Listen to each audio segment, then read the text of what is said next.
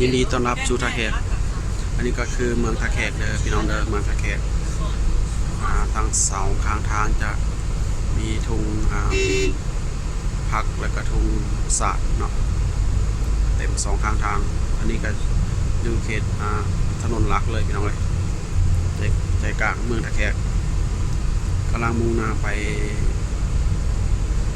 เมืองมหาไซเนาะกินทางรถนี่เนาะ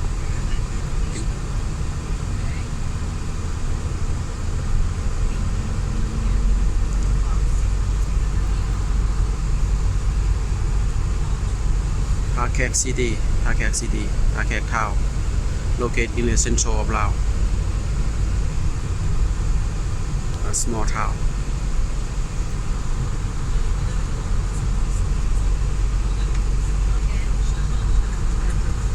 thank you ขอบใจ